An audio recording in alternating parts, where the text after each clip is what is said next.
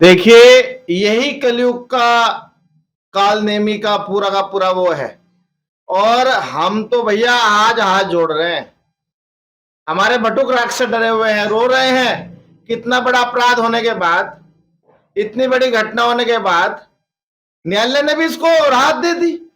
हमें सुना ही नहीं गया। उन छोटे छोटे बच्चों को, चीखों को नहीं सुना गया। हमें 10:30 बजे सूचना मिली। हम कैसे कोर्ट चले जाते भाई अगले दिन? हमें खतरा, हम छुपे छुपे फिर रहे हैं। हमें पुलिस की सुरक्षा नहीं दी गई, हमें कुछ नहीं दिया गया। हम कैसे अपना जवाब दाखिल कर रहे हैं वहां पर?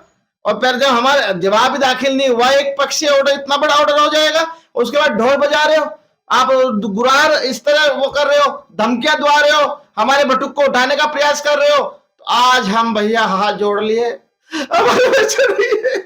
अब लड़ नहीं सकते इससे। इतना बड़ा आदमी जिसके पास वकील भी है, पैसा भी है और नेता भी है, हमें बर्बाद देगा। आज हम हाथ जोड़ रहे।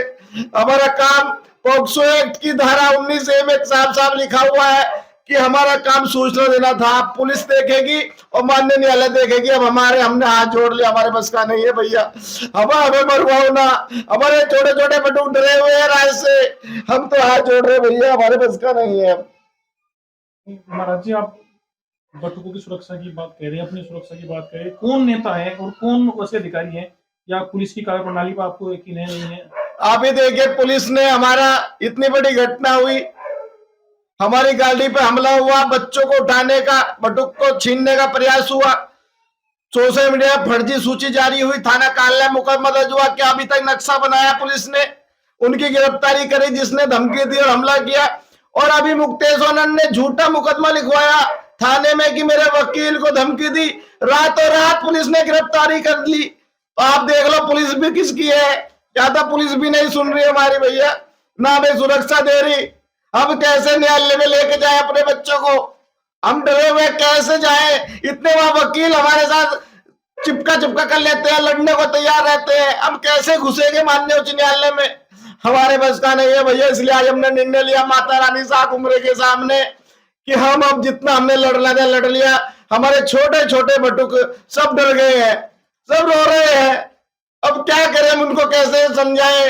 वो कह रहे हैं गुरुजी वो गुरुवार लगा रहा है। टीवी में देखा गुरुजी वो मिठाई बांट रहा है इतना बड़ा अपराध करने के बाद। क्या कानून नहीं है? पॉक्सो एक्ट में इतनी बड़े मामले में भी उसको स्टे मिल गया और बिना सुने हमें सुना ही नहीं गया। कितनी गलत बात है आप बताइए। तो हमें लग रहा है अब कलयुग आ गया है, हमारी कहीं सुनवाई नहीं है। हम ना हाथ जोड़ रहे हैं, हमारे बस का नहीं है। इसलिए हमें माफ करो, हमारे बच्चों को ना मारो और हमें ना मारो बस। महाराज जी, नेताओं की भी बात की गई, नेता भी उनके साथ है। कौन नेता है? बहुत सारे नेता है, अब मैं नाम नहीं लेता हूँ भैया। सुबह से हम धमकी, सोशल मीडिया पे समाजवादी सारे के सारे लोग गाली दे रहे हैं। कोई कह रहा उठा लो इसको, कोई कह रहा ये कर लो, फोनों पे धमकी आ रही है हमें। तो अब बताइए हम कैसे लड़ पाए? हमारे बस का नहीं है भैया, हमारा कोई सुनवाई नहीं हो रही है। क्या चाहते हो महाराज जी आप? हम तो बस हाथ जोड़ रहे हैं। हम आप भी बताओ, कोई हम किसी को अपना बिहार में मीडिया भी हमें कोई परेशान ना करे। हम कुछ नहीं, हम तो अपने मंदिर में पूजा पाठ करेंगे।